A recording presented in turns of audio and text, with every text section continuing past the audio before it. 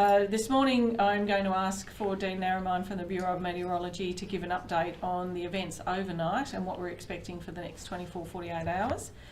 And then I will give a bit of a summary in relation to the operational effects that we have put in place in relation to the response to this significant weather event. Thanks, Dean. Thank you, Commissioner, and good morning everyone. Well, it was a dangerous night through parts of southern and southwestern Sydney, and for many other communities through parts of New South Wales, as we saw widespread heavy rainfall and in some areas intense life-threatening rainfall that brought devastating flash flooding to some suburbs, particularly in southwestern Sydney. We've seen the images this morning around the Canterbury and Liverpool area, and pretty much from Sydney all the way to Ulladulla, seen a widespread 100 to 200 millimetres since 9 o'clock yesterday morning, and rain is continuing to fall across parts of the Sydney metropolitan area, much of the Hawkesbury-Nepean Valley, and also including large areas of the Illawarra, extending all the way down to the south coast. Now today, the low pressure system is situated over the Hunter area. So that means good news for the mid-north coast and the Hunter, where much of the rain has eased for now, with the focus of the heavy rainfall shifting through the Sydney metropolitan area this morning and then into the Illawarra and south coast through much of today and into this evening. Now we're seeing anywhere from minor to major flooding pretty much from the Queensland border all the way down to the Victorian border. Starting in the north, we still have minor to moderate flooding for some of our northeastern rivers, but they are continuing to fall, thankfully. Although some of the heavy rainfall in the mid-north coast last night, and yesterday and last night, means we've seen major flooding on the Macleay River, and we could see major flooding later today through parts of Kempsey. So definitely for communities and residents on the Macleay River upstream and downstream of Kempsey, we'll need to stay up to date with the latest forecasts and warnings there. But thankfully the rain has eased in that part of the world. Moving further south, we do have minor to moderate flooding in the upper and lower Hunter.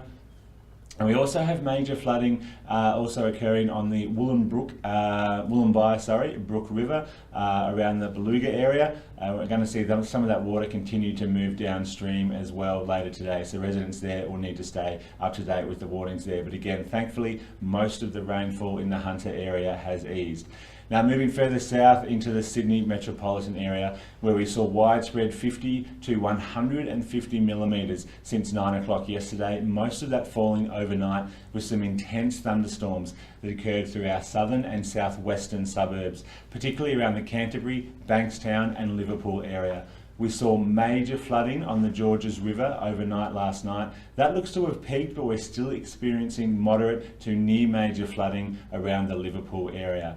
Now, a big focus is obviously the Hawkesbury and Nepean River. We are currently experiencing major flooding on both the Hawkesbury and the Nepean River. In some locations, particularly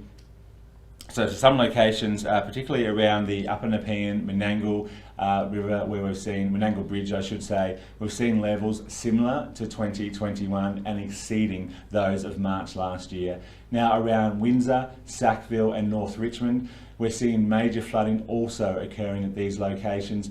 And with the rain today, we could see that increase further today with rainfall there, and they're currently exceeding levels that we saw last week and approaching levels that we saw in March 2021. So really residents on or near any rivers, creeks and streams, particularly these rivers, if you were impacted last year or last week, and you haven't been already, those rivers are still rising. So please stay up to date with the latest forecasts and warnings and listen to all advice from emergency services. Now moving further south, as it's focused around the Illawarra and South Coast area, we saw widespread 50 to 100 millimetres over there last night, and we're likely to see that rainfall continue today as the low slowly moves south and then offshore this afternoon. We're likely to see isolated falls in excess of 150 millimetres, particularly for elevated areas around the Shoalhaven area, I should say, and also possibly down to the south coast as well, but those falls will be isolated. We're going to see the rain start to ease around the Sydney area later this afternoon and then into the Illawarra and South Coast regions tonight. But we're still expecting another widespread 50 to 100 millimetres with isolated falls in excess of that. And we also have numerous minor to moderate flooding for a number of catchments in the Illawarra and the south coast, and they could increase, or are likely to increase, as we move to today. As we move through today, I should say, thanks to the widespread heavy rainfall that is still ongoing there. Covering some other warnings, severe weather warning is current for heavy rainfall and damaging winds extending from the Hunter Coast all the way down to the Victorian border, including the Sydney metropolitan area, the Illawarra and the South Coast, and extending inland to the ranges as well. Now, as this low moves offshore later today, it's going to deepen rapidly today and into tonight. So while it will clear the rain from the Hunter and eventually the Sydney and the Illawarra area tonight, then what we're going to see is the winds really start to pick up as we move into tonight and early tomorrow morning, particularly around the Illawarra escarpment and through the Sydney metropolitan area and coastal communities. We could see winds gusting in excess of 90 kilometres an hour, and that's enough to bring down trees and power lines. And with soils already saturated, these winds are likely to bring numerous trees down, particularly in hilly areas. So definitely travel is very dangerous today, not only because of the rainfall, but as we get into tonight, we're going to see possible trees and power lines down, and also landslips as well, and flooding of roads. So it's still dangerous times out there. And always, if you do find a flooded river or creek or causeway, if it's flooded, forget it. It is just not worth it. It is too dangerous out there. So to summarise, minor to major flooding is occurring from the Queensland border to the the Queensland border to the Victorian border. We have major flooding on the Macleay River approaching the Kempsey area, particularly later today and this afternoon. We have major flooding similar or exceeding the levels of March last year on both the Hawkesbury and Nepean area. That includes the areas of North Richmond, Windsor, Sackville, and also in the upper reaches of the Nepean, and it is still raining this afternoon. Moderate to major flooding on the Georges River, and numerous minor to moderate warnings across large parts of the South Coast and Illawarra. And please stay up to date with the latest forecasts. And if you are living on these rivers or creeks, remember to be weather aware today as the rain continues. And we're likely to see further river and creek rises as the rain continues today. Then our focus tonight will shift not only to the increase in river levels and the major flooding, but also damaging winds likely to develop, particularly around the Illawarra escarpment, Sydney metropolitan area, mostly coastal suburbs as well, from the south coast, Illawarra, and up to Sydney, and possibly into the Hunter in the early hours of tomorrow as the low finally moves away, taking most of the rain by tonight, but the winds will lag. And then tomorrow we should see those rain areas ease to showers on coastal communities. And then finally on Thursday, there may be some good news where most of the state might actually see a fine, mostly sunny day with just a few showers about in northeastern New South Wales. So a tough 24 hours or even 48 hours ahead. And even if the rain does stop on Wednesday and Thursday, which it will, there's still a lot of water in these rivers. So if you live downstream of many of these rivers in major flooding, keep up to date, because the sun might be out later this week, but there is still major flooding and inundation of homes, properties and businesses ongoing. So please stay weather aware, please stay up to date with the latest forecasts and warnings, and we'll get through the next few days. And for the latest on the evacuation orders and the many things going on at the moment for our emergency services, I'll now hand you back to the Commissioner. Thanks, Dean. So as we've heard, significant weather is still forecast over the next 24 to 48 hours. So last night there was a predicted heavy rainfall for the Sydney and South Coast areas, which did come to fruition. It's impacted areas from the mid-north coast to the south coast of New South Wales. This event started in earnest last Tuesday, and we've had, as the Bureau have said, as Dean has said, intense rainfall from the Queensland border to the Victorian border. So we've got a number of operations working throughout the state. The primary areas of focus today is Kempsey, Croci, Georges River, Hawkesbury-Nepean River, Wollongong, Shoalhaven, St George's Basin and Sussex Inlet. And many locations within that area have experienced and are still experiencing heavy rainfall, which brings the chance of flash flooding. And there's further dangerous conditions expected today. There is a warning out for all roads across the Sydney metropolitan area because it's very dangerous out there. There's a lot of water on the roads and it's prone to flash flooding as the heavy rains come. Overnight, we put out some significant warnings and information before nightfall to make sure that our community residents were aware of the risk that they would face during the night with the forecast rains. We also issued 11 evacuation orders at Chipping Norton, Georges Hall, parts of Holsworthy, parts of Lansvale, Milperra, Moorebank, Warwick Farm, Picnic Point, Pleasure Point, Sandy Point and East Hills. So a significant large area affecting over 60,000 people. So I thank those people for being prepared and removing themselves and their family from the risk in those evacuation order locations. As we've heard, there's minor to moderate to major flood warnings right across from Kempsey to the south coast. We were called a number of times for assistance for the community. So the SES were out with other agencies. We had over 2,500 calls for assistance and over 100 flood rescues and flood-related calls for assistance. So a significantly heavy workload for our emergency services. And again, I remind people to follow our warnings and orders, follow our directions to make sure that you are safe, but to make sure that we don't put our emergency service personnel at risk.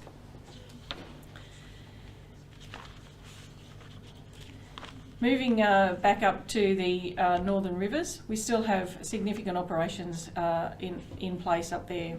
So at the moment there are 16 evacuation centres open to help those residents. They have suffered significant damage and we have an immense amount of resources up there to assist them.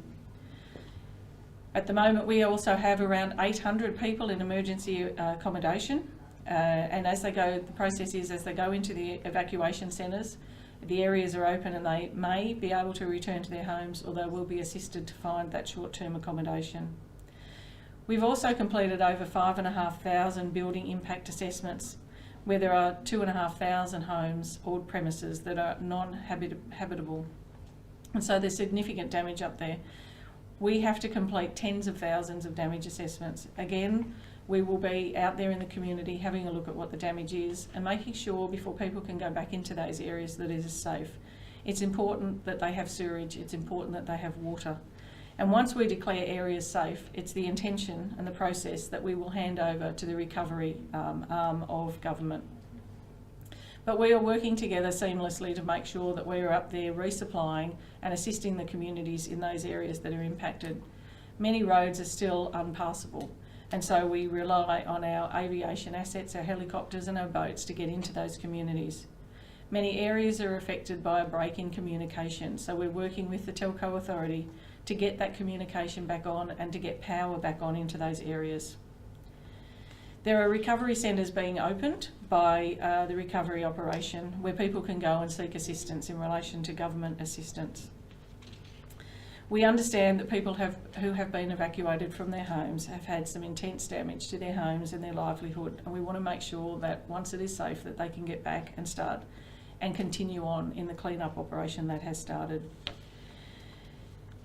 So at the moment we have a large number of resources in those areas assisting the community. We've done over 750 resupply missions out into the community to assist those community members who are cut off and aren't getting access to essential supplies. We had also started a bulk supply operation at Casino to assist people who can get into there to get essential services that they need and food. We've done 189 medical support jobs so that where those people are cut off, we can get them into medical assistance. I have 1,300 SES volunteers active on this event, and we're assisted by New South Wales Police, Fire and Rescue, Rural Fire Service, Ambulance, Surf Lifesaving, Volunteer Rescue Association, Marine Rescue and Surf Lifesaving. In addition to that, we have called on the Defence and they're already on the ground. They had been there from the start of the event with their aviation assets to help us do a number of urgent rescues. But as of today, we will have approximately 1,800 Defence personnel and equipment in the areas of the Northern Rivers. We have also requested and have received approximately 200 Defence personnel to stay in the metropolitan area before they travel north, in case the communities here and on the south coast require assistance, and that has been given to us by the Australian Defence Force. So there are many organisations working to help the communities up in the Northern Rivers, and that will be required as the flood waters recede and the community start to get back in and we start to get in and assess the damage. As I say, there's many roads cut, many bridges, so I remind people not to drive through floodwaters, particularly in the metropolitan and south coast areas, not to go and travel unless it's absolutely essential. To be careful on the roads and to ensure that they make safe decisions for themselves and their family. Regretfully, the police have put out a call for assistance in relation to a missing mother and son from a vehicle that was found in one of the stormwater canals, so in the metropolitan area. So we are quite concerned for their safety. But again, it shows the danger of these storms, the dangers of the flooding and the flash flooding that occurs. So regretfully, our death toll stands at 5. And I also watch with interest and concern at the floods that are still happening in southern Queensland, where they've had another fatality reported today. So I can assure the community that we have resources out there. I thank the community for those areas that are assisting with resupplies. We will get to those isolated communities, but we are all in this together. And if they need assistance, I remind them that if it's life-threatening, please ring 000. If they need assistance from the SES, please ring 132 500. I've been saying that number for days, I should remember it. And if they need assistance too, we have the Service New South Wales line open where they can apply for assistance in resupply, which will take the pressure off some of our call centre staff. So again, thank you to the community for listening to our orders and warnings and information, and please stay up to date. Thank you. I'll ask any questions. Commissioner, can we just clarify that the southwest overnight, you mentioned a figure of 60,000 people. Is that how many people have been ordered to evacuate or put on warning or have actually left their homes? That's the number that's subject to the evacuation warnings and orders. Is there any estimate of if most people have followed the orders that you've issued? Because I know there has been issues in the past. There has been issues in the past. I would anticipate that not everyone has followed order. I think what's happening I know what's happening in this event is people make decisions based on past history, and I think this event has shown that there is no past history similar to this event. We've come out of the La Nina, or we're coming out of that. The ground is saturated. The forecasts can never tell us exactly where the heavy rainfall is going to fall, and the flow of the water has been quite dramatic in relation to this event. So I would remind people that listen to our orders and warnings, because your property may be affected even though it hasn't been affected before. And again, we're looking at, regretfully, record-breaking rains and the effects of major flooding in our river system. Dee mentioned that the Georges appears to have peaked, but with the more rain today, how much danger is there for the southwest this afternoon or throughout today? The danger still continues this afternoon. If anyone who's out on the roads or out at the moment, there is intense heavy rainfalls as we speak. And it doesn't take much to flow into the rivers. It's not soaking into the ground is saturated, and there's every likelihood that the rivers may rise again as the day goes on. Hawkesbury-Nepean, how far off is that, maybe reaching last week's levels or exceeding last year's? I'll just hand to Dean for that in relation to where we're at with the river system. Yeah, thank you. It really all is about where in the river it is, and I'll just put some of those figures for you. So basically, around the Windsor area, we're looking at higher levels than what we saw last week, but similar levels to what we saw in March 2021. At both Menangle Bridge, we've exceeded the March 2021 levels again, similar to what we saw last week there in the Upper Nepean. Further downstream, North Richmond, we're looking at higher levels than last week and similar to March 2021 as well. And also, as mentioned earlier, we're still seeing this continuation of that rainfall as well. So as the rain continues to fall on these saturated catchments and that rain finds its way into these river systems, yeah, for many we're exceeding, rather reaching or exceeding levels, not only we reached last week in the Hawkesbury-Nepean, but also what we saw in March 2021. And regarding the forecast, if I could just focus on Sydney in particular, what does tomorrow really look like in terms of how much rain we'll receive, and then Thursday as well? Yeah, so thankfully today is most of the rainfall will be around today and easing this evening.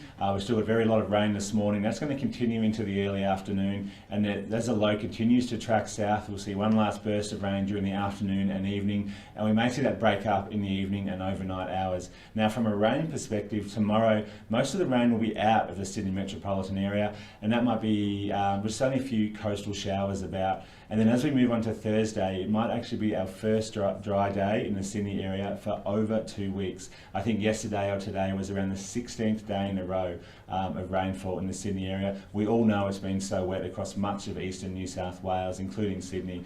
So once we get through today, there's still a lot of flooding in the way, as you've heard earlier, dangerous road conditions that will continue today. The winds will really pick up tonight and particularly tomorrow morning, particularly for our coastal and base coastal communities, and also some of our elevated areas as well. So a windy day on the way tomorrow. Rain mostly clear tomorrow, just a few showers, and then Thursday, I should say, most of us should see a fair bit of sunshine. And Commissioner, just lastly, the Premier has made some comments this morning about the crisis as a whole and admitted that the emergency response, he's taken responsibility, but he says the emergency response overall hasn't been adequate. How do you respond to his comments? Well, the SES, the Combat Agency for Response to Flood, Storm and Tsunami, so our SES volunteers have been out there. We were preparing in as much time as possible, relying on the Bureau's forecast. As soon as we knew that this weather event was coming, we started to prepare and get our resources in place. It has been an unprecedented event. Heavier rains than expected, and coming with, as I said, the La Nina and the saturation of the lands, it has a more significant dramatic effect on the storm that we've received and the water flows. So I can say we've had every available resource out. As I've gone through, all the emergency service agencies support us in our leading of this operation. We've called on every resource we can from that we need from Western Australia, South Australia, Tasmania, ACT and Victoria. Obviously, we often call upon Queensland, but they have their own issues and significant resource needs for which the rest of Australia has been supporting. So I thank my volunteers, I thank the other emergency agencies for putting their life at risk and working tirelessly, long hours, long days, and as we've heard, at least for 7 days since last Tuesday.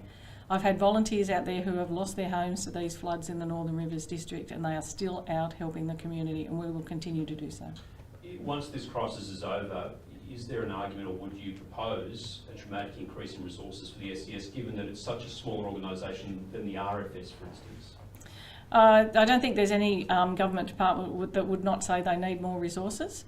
But we are made up of volunteers, and we thank those community members. Australia is a fantastic country for volunteering, and in New South Wales we have many units across the whole of New South Wales made up of volunteers, made up of community members, and the important thing is they know their community, they know their rivers, they know their history, and we value that they come and volunteer for the New South Wales SES, and we train them up. They're very skilled, and we work with other agencies to do that. So obviously more resources, and when we surge, we ask for the other agencies to come and help, which we have done in this case. Just one last one. You mentioned that the 60,000 was for the southwest. Do you have a total number for Sydney or even New South Wales who are subject to evacuation warnings and orders? That changes at any one time. I think it could be at around 70 to 80,000 at the moment. But it has risen, obviously, the northern rivers, as we declare those areas safe and allow people to go back in. We lift those warnings and we lift those orders. But I would ask that people during the day be aware, because again, with this extra rain, I anticipate there'll be more warnings and possibly evacuation orders that come out. And I also ask the community to be patient, because some of these areas you might see that the water's receding, but because of the forecast and the flow coming down the rivers, we may not lift those evacuation orders quickly to make sure that we don't let people in to put them in danger and have to evacuate them again. Okay, thank you very much.